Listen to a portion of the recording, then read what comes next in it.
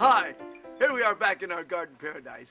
And of course, we're going to introduce you to our next guest cook. And believe me, you're going to enjoy her. Belle. Belle's coming in and she's going to give you a little dessert. Now, I believe she said the cookies from New Mexico. Belle? Yes. Wait a minute, wait a minute. That's a chef's outfit if I've ever seen one. Tasty morsel, isn't she? Here we are, Belle. Take over. Thank you, Tony. All right, we're about to make some biscochitos, which biscochitos, in case you don't know, are the first official cookie to become a state cookie. It happened in New Mexico in 1989. And the recipe of the biscochito has been passed down differently through different families, through different generations. Biscochitos are little cookies that are eaten usually with wine, or with children, you can serve it with hot cocoa. All right, let's begin.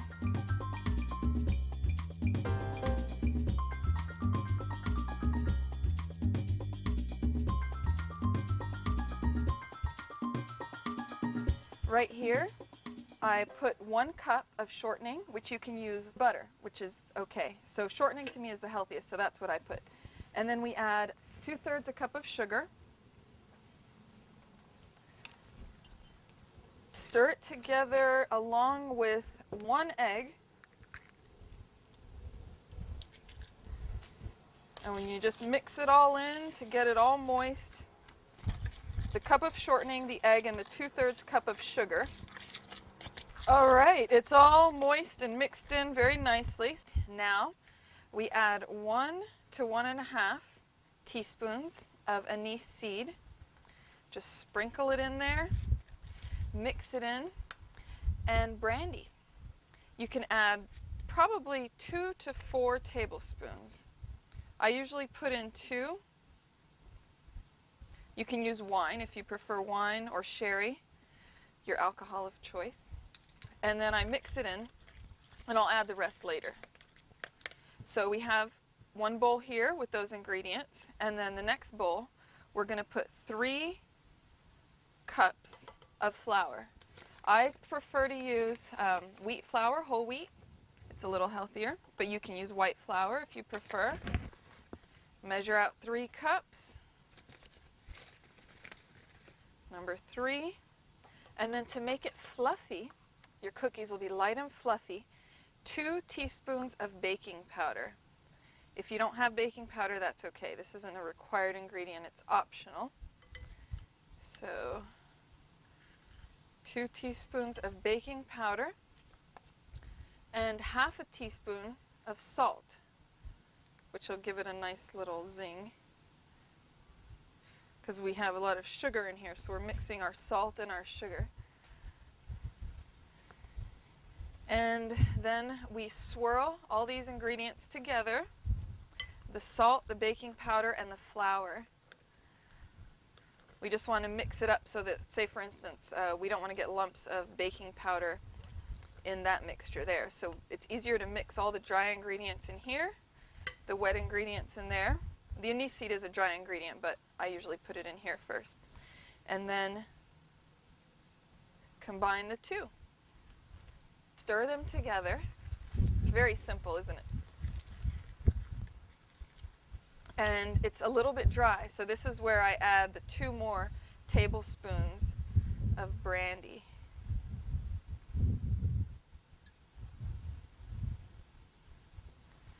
There we go. Just mix, mix, mix. A lot of mixing in this recipe.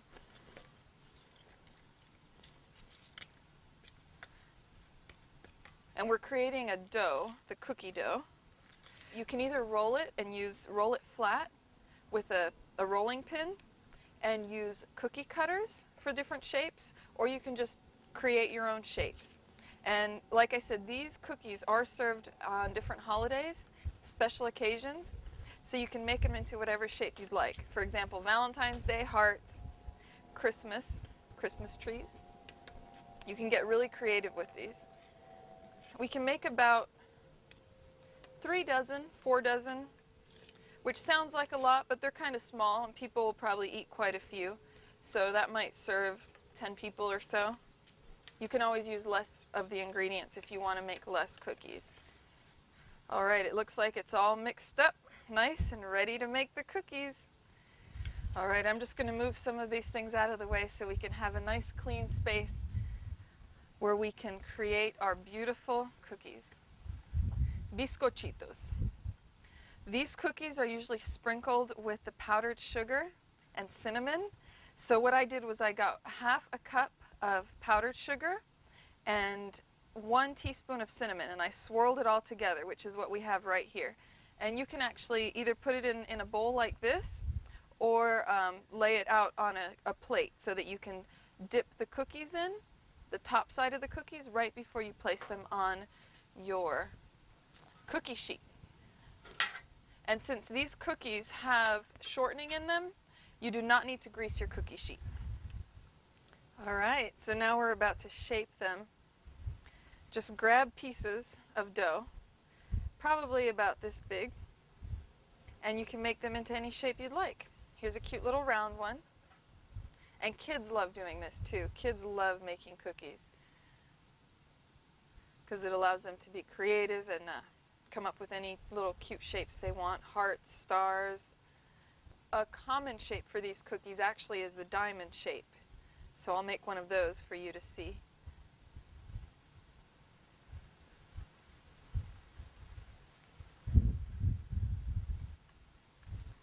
Here we have a cute little diamond, sort of.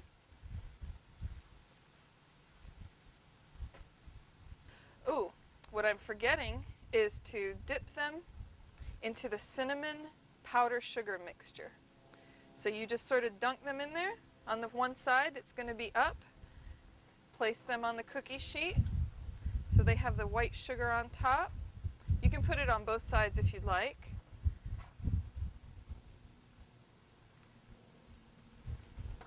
Here's our little diamond, swimming in swirled sugar and cinnamon.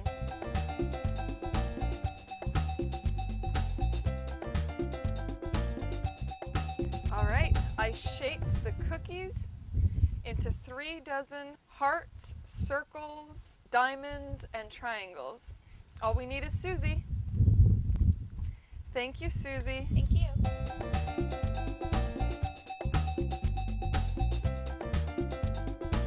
So our biscochitos should be ready. Susie, bring out the biscochitos. Oh, wow, they turned out great. And as an added touch, we're going to add just a little bit more powdered sugar on top. And there we have them, ready to serve.